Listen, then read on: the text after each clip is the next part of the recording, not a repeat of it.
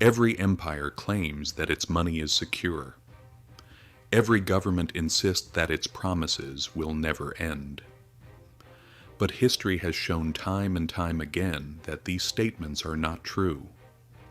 From Rome to France, from the Confederation to present-day Lebanon, people have woken up to find their savings suddenly worthless, their salaries meaningless, and their future taken by a system.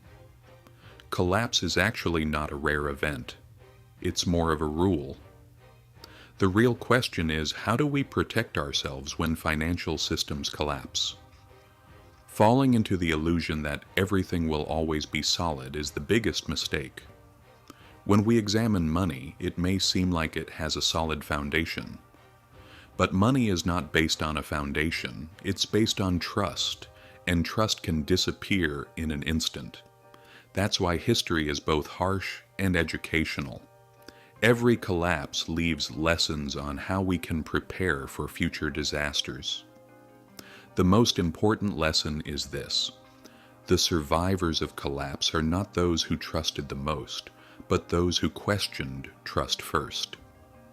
Let's think about the Byzantine Empire, for example. It was the eastern part of Rome, and it survived for centuries after the fall of Western Rome. At the heart of the Byzantine economy was the gold solidus. This currency was so trusted that people from Asia to Europe accepted it. But there's something interesting here. Rome repeated its mistakes with the silver denarius in the gold solidus of Byzantium. At first, the Byzantines produced thin gold coins, but over time they started adding cheaper alloys. In the beginning, no one noticed, but eventually trust was broken. The gold coin, once so trusted, became nothing more than a political illusion. What survived? Paper money survived, not government promises. Merchants who held real gold or land preserved their wealth, while everyone else's money shrank. Here's the first lesson. Governments will try to dilute their money in some way, but in these cases, real value goes to things that cannot be replicated. However, not every collapse is due to governments manipulating money. Sometimes unexpected shocks turn everything upside down. Take the Black Death, for example, the plague from 1347 to 1351. Half of Europe died. But the economic effects were more complex than a simple catastrophe. As people died, the survivors became valuable. Wages increased, land became cheaper.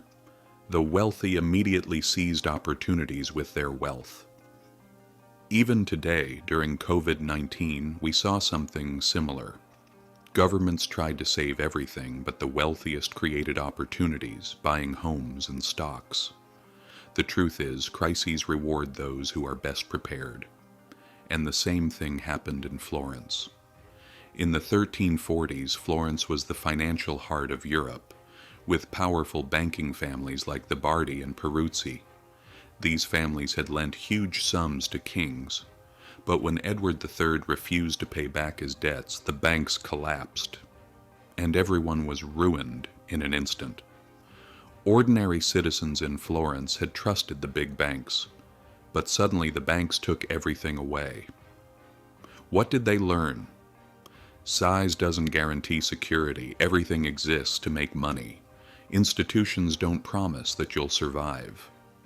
That's why the phrase "too big to fail" is always invalid. The American Civil War is another example. Both the North and South printed large amounts of money to finance the war. The North printed greenbacks, paper money not backed by gold, entirely based on promises. Initially, these paper bills seemed valuable, but their value quickly dropped. The South's situation was even worse. They printed huge amounts of graybacks, and eventually these bills became worthless. People who had previously saved suddenly found themselves unable to buy anything.